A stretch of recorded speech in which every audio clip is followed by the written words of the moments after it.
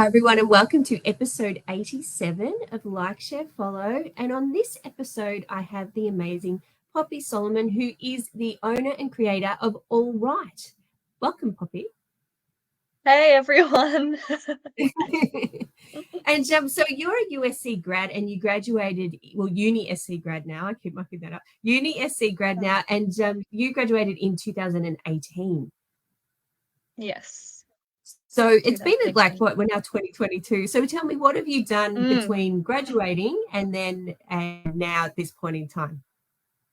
So I graduated, 2018, end of 2018. In 2019, I decided I wanted to travel. So I went off to Europe for most of 2019. I had a part-time job over there.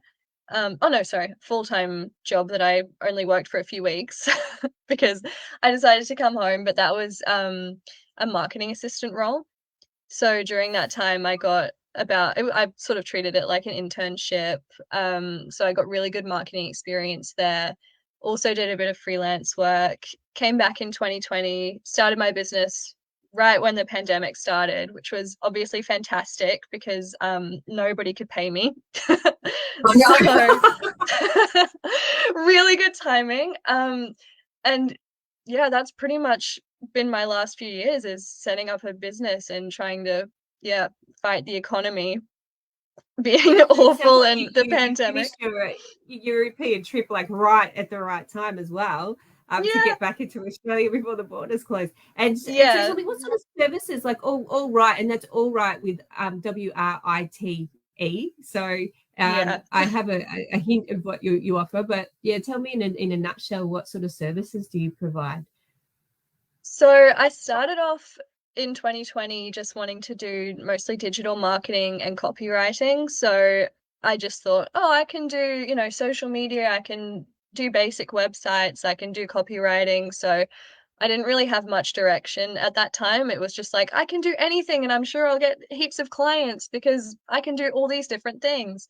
But slowly I realized that's not really a good idea. You have to niche down. So I slowly started getting better at the things I wanted to be good at, started working just in publishing. So I just wanted to work with small publishers, authors. Those were the sorts of clients that I really enjoyed working with. I understood that industry the most. So that was the niche that I went towards. And now I am rebranding everything and I'm just going to be working with young adult or teen fiction authors.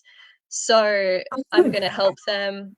So I'm really, really niche down. So what I'm going to be doing now is editing young adult fiction books because that's sort of my specialty, and also helping young adult fiction authors with their digital marketing. So it's bridging that gap between the mostly millennial authors who write teen fiction and the teens who actually read that fiction. So my new thing is I bridge the gap, the generational gap between you and your audience. So that's Yeah, my sort of my USP, my specialty. So that's sort of mostly excellent. social media, digital marketing type work now, a bit of blogging. As an author assistant, you do a lot of different stuff. But yeah, it's mostly those types of things. And are you finding with the social media side of it for young adult authors and books that are you leaning more towards TikTok now? Yeah, I don't really do a lot of TikTok. I'm on TikTok.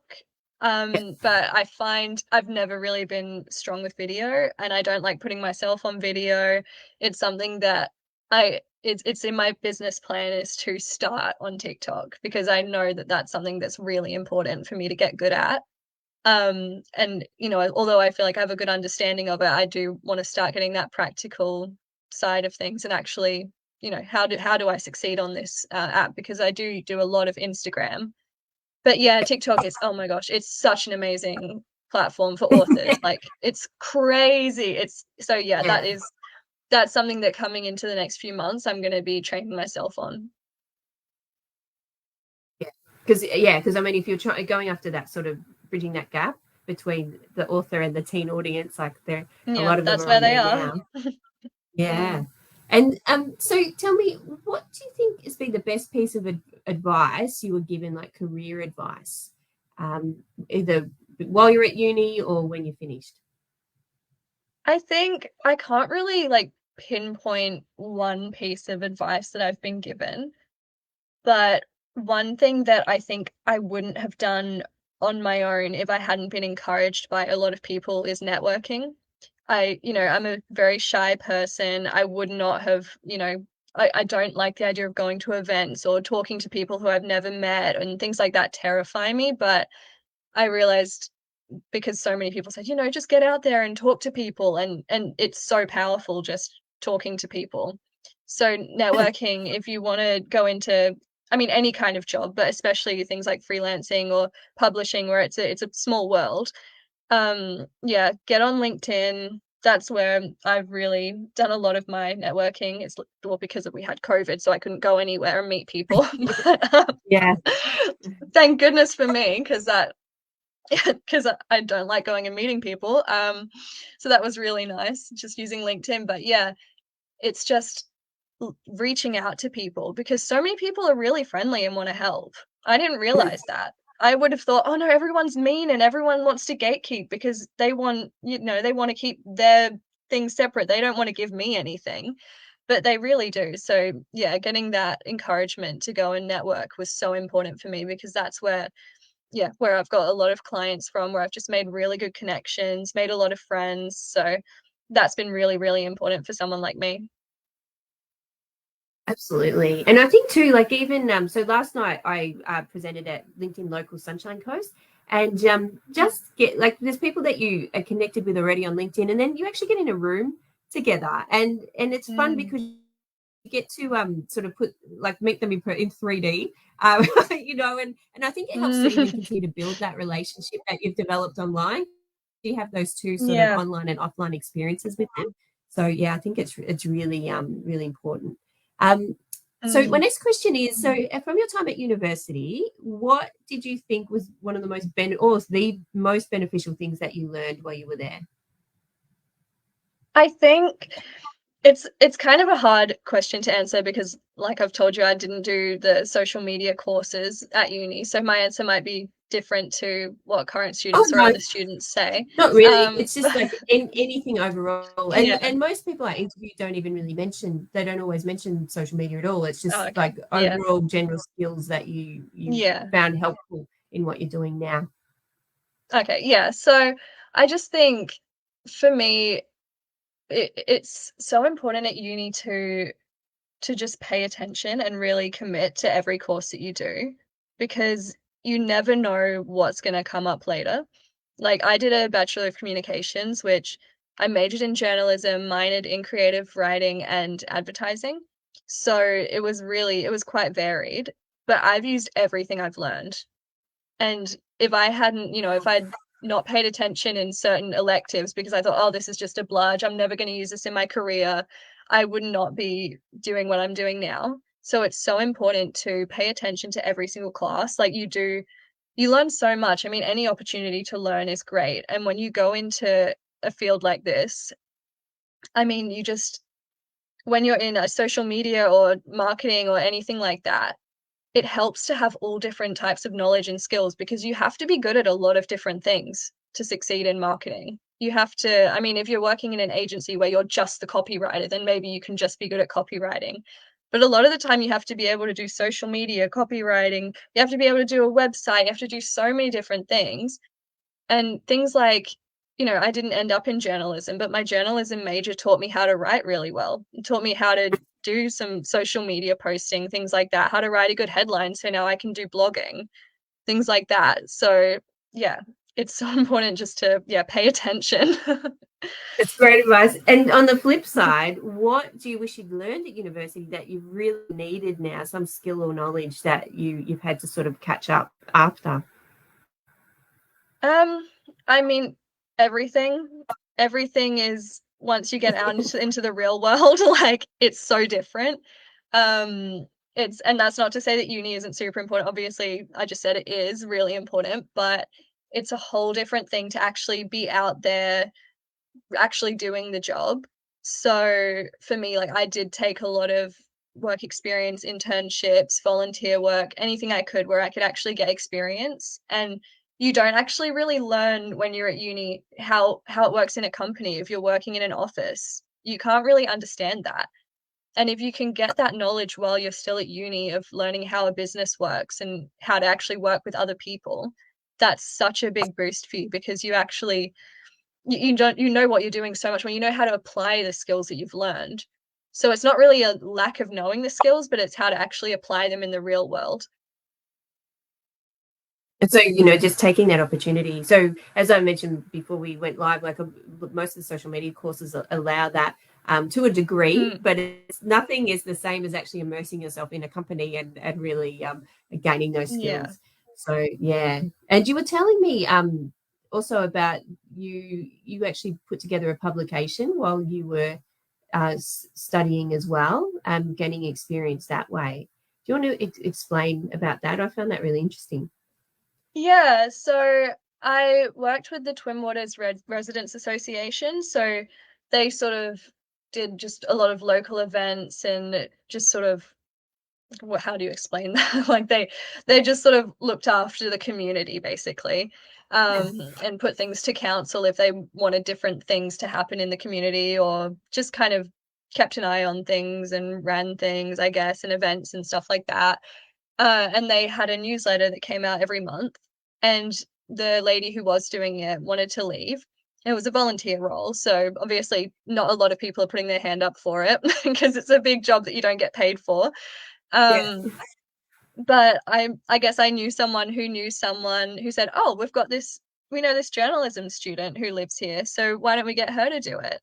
And yeah, it was such good experience. It started out being this really difficult thing. It was me doing spreadsheets, me reaching out to all different people and having to make all these different connections and figure out how to run a publication. And it was it was so much more than just editing it. I was writing all the articles. I was reaching out. It was crazy. But over the course of that year, I got a list of people who, okay, every month, these are the people who will send me an article. So there were different businesses who would send me stuff. There was just people with different interests. I had a weather guy who would tell me about the weather that month.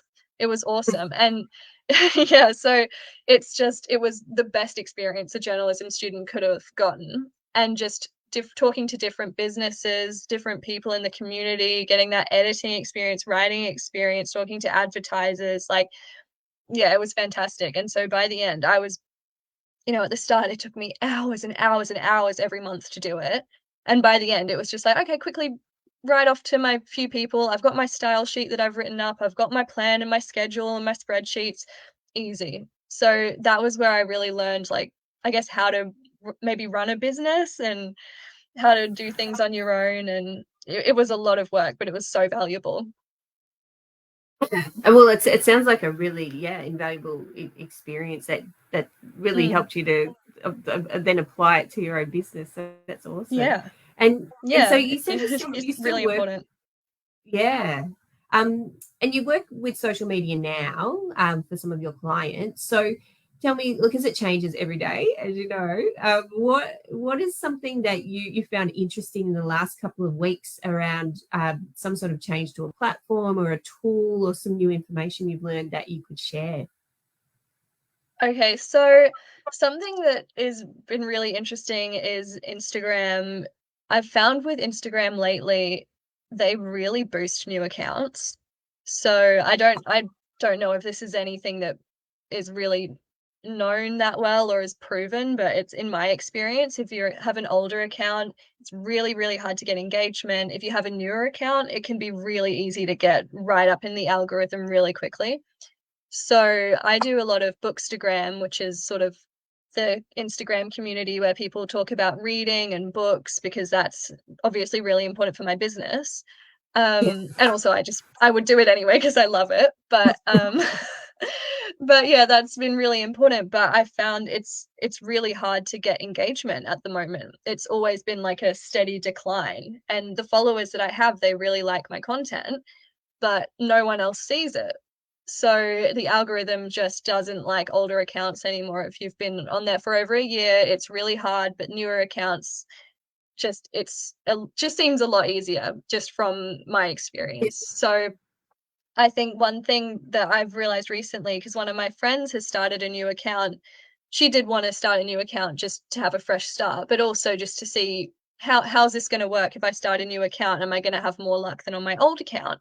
And already she's had a lot more success. So, well, relatively a lot more success in the last couple of weeks than the last maybe year on her old account. So Yeah, wow. that might just be something interesting to people if you're having trouble with, yeah, with your Instagram at the moment. It might be worth experimenting with a new account. I think that's what I'm going to do.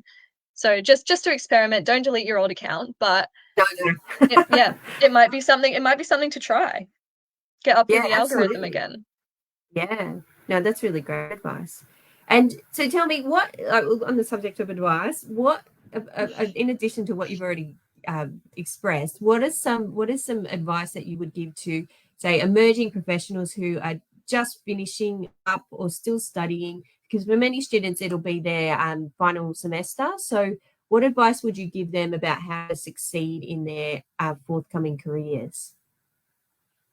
I mean, obviously I've already touched on a few things like, yeah, with networking especially, that was one thing that was really important for me. But going into, especially if you're going into like trying to get a job with a business, not just for freelancing, just being really friendly helps so much. Like, and that might sound a little bit like, isn't that obvious?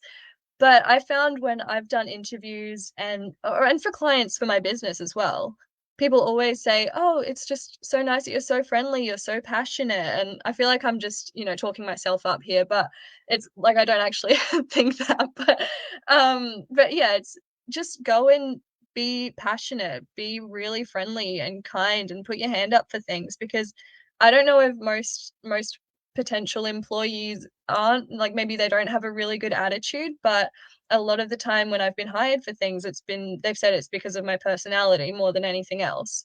So, not to be like, I have such a great personality, but But you do, it's Poppy, just but you do. But yeah, like but now, it's just showing up and being friendly and polite and nice and saying, "Hey, can I help with this?" or just showing your passion for the industry is so important. Not just showing up and just being I don't know if I don't know what most people are like, but yeah, if I can give any advice, just show up and be passionate and friendly because it makes such a difference. Such a difference. For some reason, it makes such a difference.